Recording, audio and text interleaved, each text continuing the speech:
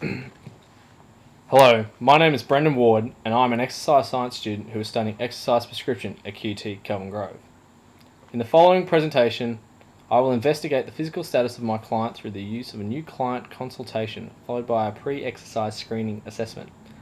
After this assessment has been completed, I will address the issues that my client will face and structure a needs analysis so as to ensure optimal results for my client's action plan. My client is a 23-year-old basketball player who wishes to return to the standard of play he was maintaining before being forced to have shoulder surgery in late 2014.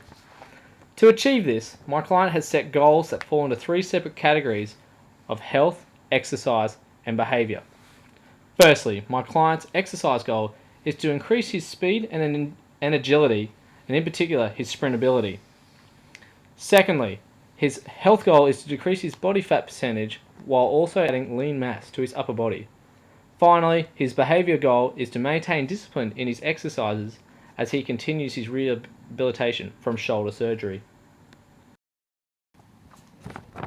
Before proceeding to the pre-exercise screening, my client agreed to read and sign an informed consent form detailing certain conditions under which he may be tested. Following this agreement, my client then completed the Physical Activity Readiness Questionnaire, commonly known as the PARQ test. Although my client originally indicated he had an injury that could be further debilitated by physical activity, he has since been cleared by his doctor to take part in a fitness appraisal. According to the results from the ESSA pre-exercise screening tool, my client recorded a risk stratification score of -1. However, I had to question the legitimacy of these results, as BMI and waist girth measurements are not 100% accurate as risk stratifications, as it fails to account for an individual's body composition. The ACSM testing procedure looks specifically at cardiovascular health risks, which must be identified before a client is allowed to perform any moderate to vigorous physical activity. On this test, my client recorded 0 risk factors. Shoulders. My initial consultation has informed me that my client is a low-risk client since he was cleared by his GP following his shoulder surgery.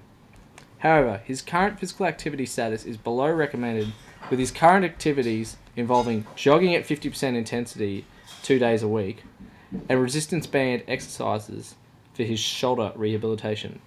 My client is a full-time uni student with no mobility issues. According to a study conducted by Sporus and colleagues, basketball players are required to perform a number of movements that vary in difficulty and intensity. The study states that players must be able to perform explosive movement patterns which require an individual to change direction sharply and also be able to change running intensity as quickly as possible. The study also notes that players require muscular endurance, especially from a defensive standpoint, where players that are mismatched in size are forced to guard one another. It's for these reasons that Sporus and colleagues pinpoint anaerobic endurance training as a key factor in maintaining a high standard of play throughout a basketball game. Based on these findings, it is imperative that these particular skills are prioritised if my client is to achieve his overall goal of playing basketball at a high standard. Before structuring a detailed action plan for my client, I must first determine his current physical capabilities. Specifically, I must determine his aerobic capacity, anaerobic power and endurance, and to a certain degree, muscular endurance. The exercise plan will utilise studies that determined which physical activities were key factors in achieving the standard of play that my client wishes to reach. The exercise program will also factor in my client's return to an expanded selection of activities after receiving medical clearance from his doctor.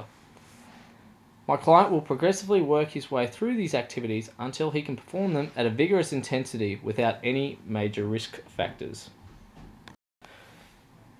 The data collected in regard to my client indicates he is a low-risk client despite his shoulder surgery late in 2014.